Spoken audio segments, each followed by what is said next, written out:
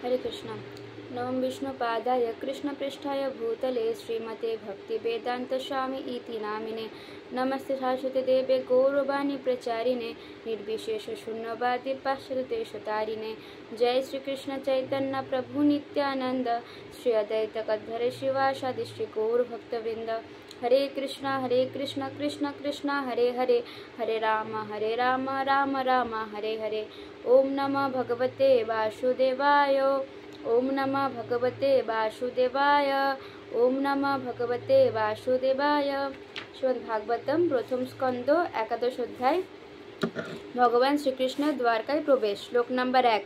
श्रुत उवाच अनर्तानश उपव्रज श्रीध्वान जनपादनशकान् द्वधतरबरं तेषां विषादं शमयन् इव। श्रुत उवाच মানে শ্রুত গোস্বামী বললেন, অনর্তান মানে অনর্তদের দেশ মানে দ্বারকা থেকে, স মানে তিনি, উপব্রজ মানে সমীপবর্তী হয়ে, স্বধ্বান মানে অত্যন্ত সমৃদ্ধশালী, জনপদান মানে নগরী, শকান মানে তার নিজের, দ্বধ মানে ধ্বনিত হয়েছিল, দরবরম মানে মঙ্গল শঙ্খ পঞ্চজন্য, তেষাম মানে তাদের, বিষাদম মানে বিষণ্ণতা, সমায়ান মানে প্রশমিত করার জন্য, ইবা মানে যেন। অনুবাদ।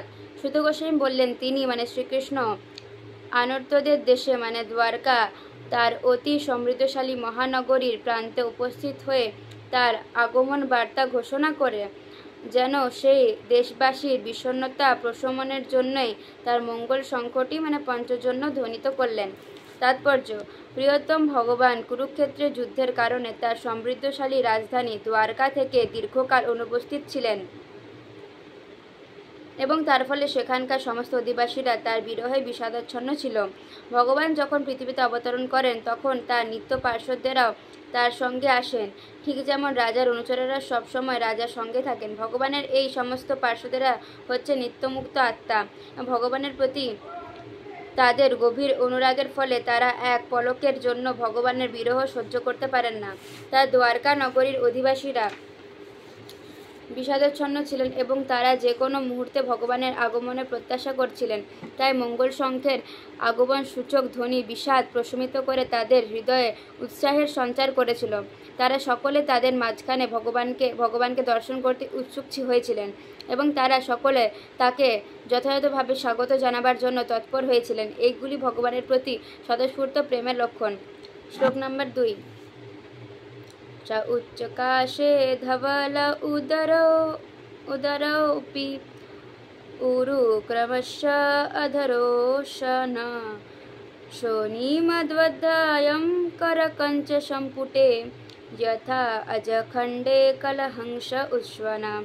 स মানে সেই, উচ্চকাশে মানে অতিশয় শোভমান, ধবল উদর মানে শুভ্র উদর, দর মানে শঙ্খ, অপি মানে যদিও, উরুক্রমাস্য মানে মহাবিক্রমশালী, অধর্ষণ মানে অপ্রাকৃত অধরের গুণে, শনিমা মানে রক্তাভ, ধ্বজায়মান মানে ধ্বনিত হয়েছিল, কারাকাঞ্চ সম্পুটে মানে তার করকমলে ধৃত, যথা মানে যেমন, বজ্রখণ্ডে মানে পদ্মনালে, কলহংস মানে রাজহংস, উৎসন মানে উচ্চনাদ। অনুবাদ। শুভ্র স্ফীতোদর শঙ্খটি পরমেশ্বর ভগবানের করকমলে বিধৃত হয়ে তার দ্বারা ধ্বনিত হয়েছিল। তার অপ্রাকৃত অধরষ্টের স্পর্শে সেটি রক্তিমাভ হয়ে উঠেছিল। তখন মনে হয়েছিল একটি শুভ্র রাজহংস যেন রক্তিমাভ কমল দলের মৃণালের মধ্যে উচ্চ রবে খেলা করছে। তাৎপর্য: ভগবানের অধর স্পর্শে শ্বেত শঙ্খের রক্তিমা পারমার্থিক মাহাত্ম্য ব্যঞ্জক। ভগবান পূর্ণ চিন্ময় এবং জড় হচ্ছে সেই চিন্ময় অস্তিত্ব সম্বন্ধে অজ্ঞানতা। প্রকৃতপক্ষে চিন্ময় জ্ঞানের আলোকে জড় বলে কোনো বস্তু নেই এবং পরমেশ্বর ভগবান শ্রীকৃষ্ণের সান্নিধ্য লাভের ফলে তৎক্ষণাৎ এই চিন্ময় জ্ঞানের আলোক প্রকাশিত হয়। সমস্ত অস্তিত্বের প্রতিটি অনুপরমাণুতে ভগবান রয়েছেন এবং তিনি যে কোনো ব্যক্তির কাছে তার উপস্থিতির প্রকাশ করতে পারেন। ভগবান প্রতি প্রগাঢ় প্রেম এবং ভক্তির দ্বারা, অর্থাৎ ভগবানের চিন্ময় সান্নিধ্যের ফলে সবকিছু ভগবানের হস্তধৃত শঙ্খের মতো চিন্ময় রক্তিমা প্রাপ্ত হয়। পরমেশ্বর, পরমহংস বা পরম বুদ্ধিমান ব্যক্তিরা চিন্ময় আনন্দরূপ জলে ভগবানের পাদপদ্মরূপ পদ্মের দ্বারা নিত্য অলঙ্কৃত হয়ে কলহংসের মতো ক্রীড়া করেন। শ্লোক নাম্বার 3। तम उपश्रुता नीनदं जगद्भयो भयावहं प्रति उदयु प्रजा सर्वाभृते दर्शन लालसा। तम মানে তা, উপশ্রুত মানে শ্রবণ করে, নিনাদম মানে ধ্বনি, জগৎ ভয় মানে জড় জগতের ভয়, ভয়াবহ মানে ভয়জনক, প্রতি মানে তার প্রতি, উদয়ু মানে দ্রুত বেগে গমন করেছিলেন, প্রজা মানে নাগরিকেরা, সর্বা মানে সকলে, হৃতা মানে রক্ষাকর্তা, দর্শন মানে দর্শনে, লালসা মানে বাসনায়। অনুবাদ: সংসারের ভয়াবহ মহাভয় বিনাশক সেই শঙ্খনিয়া শুনে সকল ভক্তবৃন্দের রক্ষাকর্তা পরমেশ্বর ভগবানকে দর্শনের বহু প্রতীক্ষিত বাসনায় দ্বারকাবাসী সকলে তার প্রতি দ্রুত ধাবিত হলেন। তাৎপর্য: যে কথা পূর্বে বলা হয়েছে, ভগবান শ্রীকৃষ্ণের সময় দ্বারকায় নাগরিকেরা সকলে ছিল মুক্তজীব এবং তারা ভগবানের পার্শ্বদরূপে ভগবানের সঙ্গে সেখানে অবতরণ করেছিলেন। যদিও চিন্ময় সান্নিধ্যের ফলে তারা কখনোই ভগবানের থেকে বিচ্ছিন্ন ছিলেন না, তবুও তারা সকলে ভগবানকে দর্শন করার জন্য অত্যন্ত ব্যাকুল ছিলেন। শ্রীকৃষ্ণের গোচারণে গেলে বৃন্দাবনের গোপবালিকারা যেভাবে শ্রীকৃষ্ণের কথা চিন্তা করতেন, ঠিক তেমনই কুরুক্ষেত্রের যুদ্ধে যোগদান করার জন্য শ্রীকৃষ্ণ যখন দ্বারকা থেকে দূরে ছিলেন, তখন দ্বারকাবাসীরা সর্বদা শ্রীকৃষ্ণ চিন্তায় মগ্ন থাকতেন। বাংলার একজন বিখ্যাত ঔপন্যাসিক তার কল্পনার ভিত্তিতে স্থির করেছেন যে বৃন্দাবনের কৃষ্ণ, মথুরার কৃষ্ণ, দ্বারকার কৃষ্ণ হচ্ছেন ভিন্ন ভিন্ন ব্যক্তি। এই সিদ্ধান্তের কোনো ঐতিহাসিক ভিত্তি নেই। কুরুক্ষেত্রের কৃষ্ণ এবং দ্বারকার কৃষ্ণ একই ব্যক্তি। সূর্যের অনুপস্থিতিতে রাত্রিবেলায় আমরা যেমন বিষাদগ্রস্ত হই, ঠিক তেমনই দিব্য দ্বারকা নগরী থেকে শ্রীকৃষ্ণ অনুপস্থিতির ফলে দ্বারকাবাসীরা শোকাকুল হয়েছিলেন। শ্রীকৃষ্ণের আগমন সূচক ধ্বনি প্রভাতে সূর্যের উদয়ের মতো মনে হয়েছিল। কৃষ্ণ সূর্যের উদয়ের ফলে সমস্ত দ্বারকাবাসীরা নিদ্রা থেকে উত্থিত হয়েছিল এবং ভগবানের দর্শন করার জন্য দ্রুতবেগে তার প্রতি ধাবিত হয়েছিল। ভগবত ভক্তেরা ভগবানের ছাড়া আর কাউকে তাদের রক্ষক বলে মনে করেন না। ভগবানের এই ধ্বনি ভগবানের থেকে অভিন্ন, যা আমরা ভগবানের অদ্বৈত স্থিতি বিশ্লেষণ করার মাধ্যমে বোঝাবার চেষ্টা করেছি। আমাদের জড় অস্তিত্বের বর্তমান স্থিতি ভীতিপূর্ণ। আহারের সমস্যা, বাসস্থানের সমস্যা, ভয় থেকে আত্মরক্ষা করার সমস্যা, মৈথুনের সমস্যা, জড় অস্তিত্বের এই 4টি সমস্যার ফলে জীব অধিক থেকে অধিকতর কষ্ট ভোগ করে। পরবর্তী সমস্যা সম্বন্ধে অজ্ঞাতর ফলে আমরা সর্বদা ভয় ভীত থাকি। মায়া নামক ভগবানের বহিরঙ্গ শক্তির সান্নিধ্যের ফলে সেটি হয়, কিন্তু ভগবানের ধ্বনি শ্রবণ করা মাত্রই আমাদের সমস্ত ভয় দূর হয়ে যায়। ভগবানের এই ধ্বনির প্রতিনিধিত্ব করে তার দিব্য নাম, যা শ্রী চৈতন্য মহাপ্রভু নিম্নলিখিত 16টি শব্দের মাধ্যমে প্রদান করেছেন। তাহলে কি, মায়া নামক ভগবানের বহিরঙ্গ শক্তির সান্নিধ্যের ফলে সেটি হয়, কিন্তু ভগবানের ধ্বনি শব্দ শ্রবণ করার মাধ্যমে আমাদের সমস্ত ভয় দূর হয়ে যায়। সেইগুলো কি হচ্ছে, মহাপ্রভু প্রদান করেছেন। হরে কৃষ্ণ কৃষ্ণ কৃষ্ণ হরে হরে, হরে রাম রাম রাম হরে হরে। এই ধ্বনির আশ্রয় গ্রহণ করে আমরা জড় অস্তিত্বের সমস্ত ভয়াবহ সমস্ত থেকে মুক্ত হতে পারি। শ্লোক নাম্বার 4। তত্র পনিতল বলয়ো রবিদীপ বিভাবৃতা আত্মরাং পূর্ণ কামং নিজ লাভে নিত্যদা। শ্লোক নাম্বার 5। পৃতুষ্ফুল্ল মুখা প্রচু হর্ষগদ গদায় গিরা পিতারং সর্বসুহৃদম বিতারমিব বার্ভকা। তত্র মানে যেখানে, উপনীত নিবেদন করে, বলয় মানে উপহার সমূহ, রবি মানে সূর্যকে, দীপম মানে প্রদীপ, ইব মানে মতেও, অদ্রিতা মানে সমাদরে,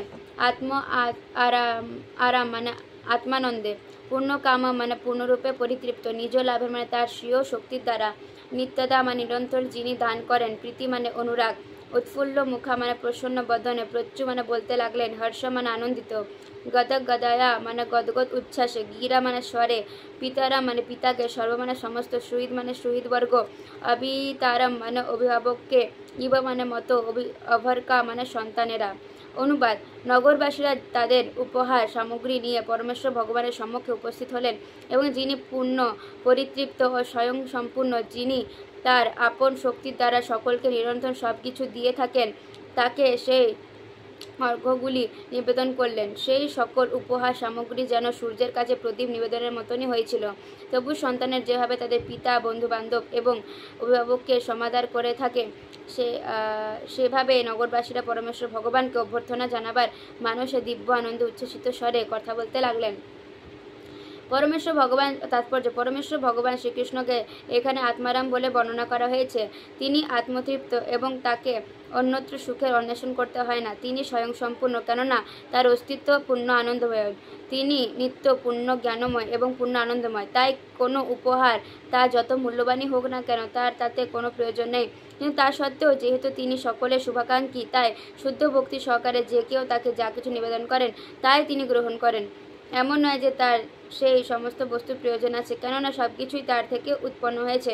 এখানে ভগবানকে কোনো কিছু নিবেদন করার সঙ্গে সূর্যদেবকে দীপ নিবেদন করার তুলনা করা হয়েছে। তাপ এবং আলোক সম্বন্ধিত সমস্ত বস্তুই সূর্যদেবের শক্তি প্রকাশ, কিন্তু তা সত্ত্বেও সূর্যদেবকে পূজা করার সময় দীপ নিবেদন করতে হয়। সূর্য পূজক কোনো কিছু পাওয়ার আশা নিয়ে সূর্যদেবের পূজা করে, কিন্তু ভগবানের প্রেমময় সেবায় ভক্ত বা ভগবান উভয় কোনো কিছু চাওয়ার প্রশ্ন থাকে না। সেটি কেবল ভগবান এবং ভক্তের মধ্যে শুদ্ধ প্রেমে অনুরাগের লক্ষণ। ভগবান হচ্ছেন সমস্ত জীবের পরম পিতা, এবং তাই যারা ভগবানের সঙ্গে এই অত্যন্ত গুরুত্বপূর্ণ সম্পর্ক সম্বন্ধে সচেতন, তারা সেই পরম পিতার কাছে পুত্রের মতো আবেদন করতে পারেন, এবং পরম পিতাও উদারভাবে তার অনুগত পুত্রের প্রার্থনা পূর্ণ করতে পারেন। ভগবান ঠিক কল্পবৃক্ষের মতো, এবং ভগবানের অহৈতুক কৃপার ফলে সকলে সব কিছু পেতে পারেন। কিন্তু পরম পিতা হওয়ার ফলে ভগবান তার শুদ্ধ ভক্তকে এমন কোনো কিছু দেন না যা ভক্তিমার্গে প্রতিবন্ধক হতে পারে। যারা ভগবানের প্রেমময় সেবায় যুক্ত, তারা তার দিব্য আকর্ষণের দ্বারা অন্যান্য ভক্তি স্তরে উন্নীত হতে পারেন। শ্লোক নম্বর 6। নাতাশ্মতে নাথ সদা অগ্রিপঙ্কজম বীরিঞ্চ বৈরিঞ্চ শূর ইন্দ্র বন্দিতম পরায়ণম ক্ষেমম ইহ ইচ্ছাতম পরমম না যত্র কাল প্রভেবৎ প্রভু। নতা মানে অবনত হয়ে, স্ব মানে আমরা করেছি, তে মানে আপনাকে, নাথ মানে হে প্রভু, সদা মানে সর্বদা, অগ্রিপঙ্কজম মানে শ্রীপাদ পদ্ম, বীরিঞ্চ মানে ব্রহ্মা প্রথম সৃষ্ট জীব, বৈরিঞ্চ মানে সনক সনাতন আদি ব্রহ্মার পুত্রগণ, সুর ইন্দ্র মানে দেবরাজ ইন্দ্র, বন্দিতা মানে পূজিত, পরায়ণম মানে পরম শরণ, ক্ষেমম মানে মঙ্গল, ইহ মানে এই জীবনে, ইচ্ছাতাম মানে আকাঙ্ক্ষী, পরম মানে সর্বোত্তম, ন মানে না, যত্র মানে যেখানে, কাল মানে অপ্রতিহত সময়, প্রভাবেদ মানে প্রভাব বিস্তার করতে পারে, পর মানে জড়াতীত, প্রভু মানে পরমেশ্বর ভগবান। প্রজারা বলেন, হে প্রভু, আপনি ব্রহ্মা, চতুর্ষণ এবং ইন্দ্রাদি দেবতাদেরও পূজিত।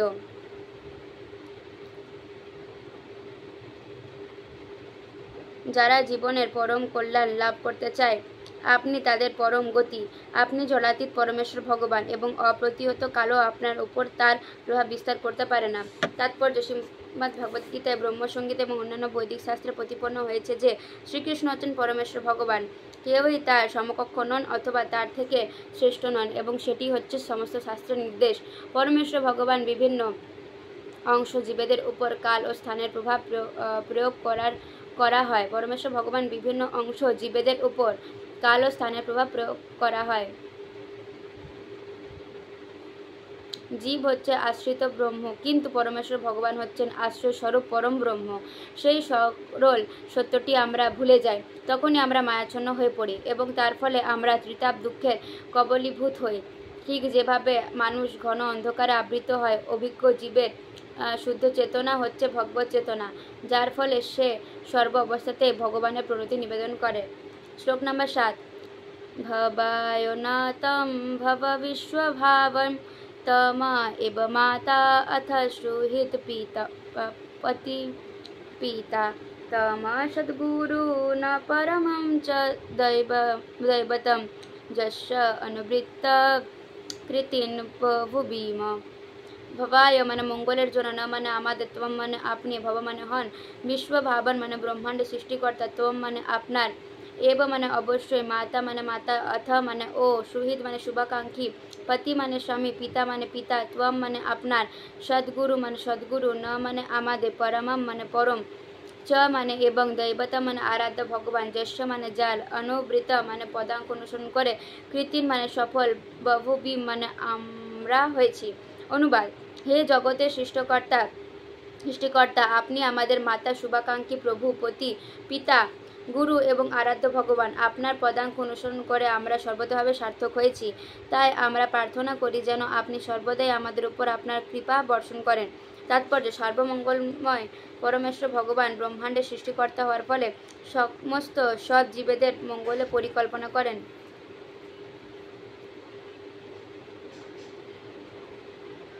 সৎ জীবেরা তার সদুপদেশ অনুসরণ করার জন্য ভগবানের কর্তৃক উপদিষ্ট হয়ে থাকে এবং তা করার ফলে তারা জীবনে সর্বস্তরে সাফল্যমণ্ডিত হয়।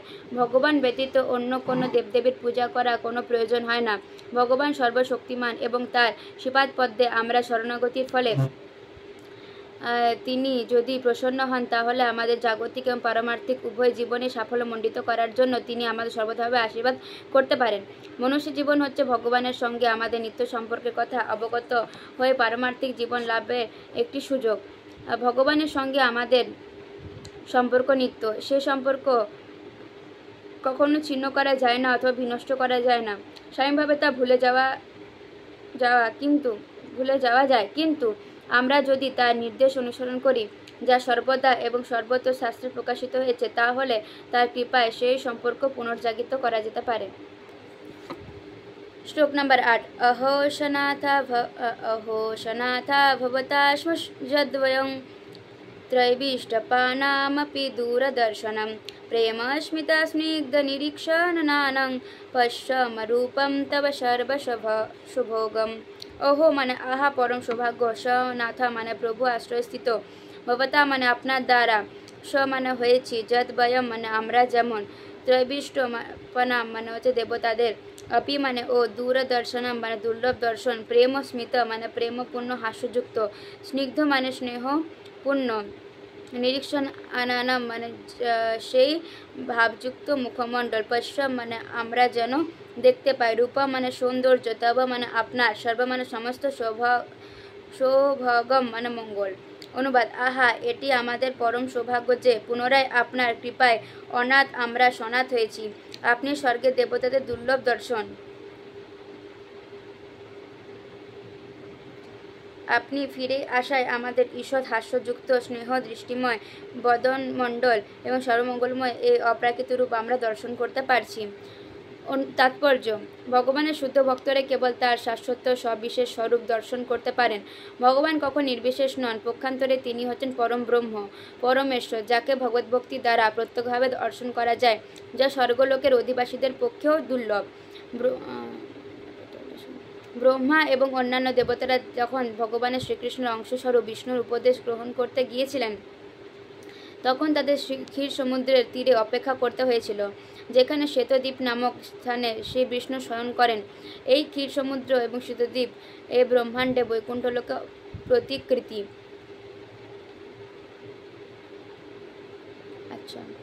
এই ক্ষীর সমুদ্র এবং শ্বেতদ্বীপ এই ব্রহ্মাণ্ডে বৈকুণ্ঠ লোকের প্রতিকৃতি।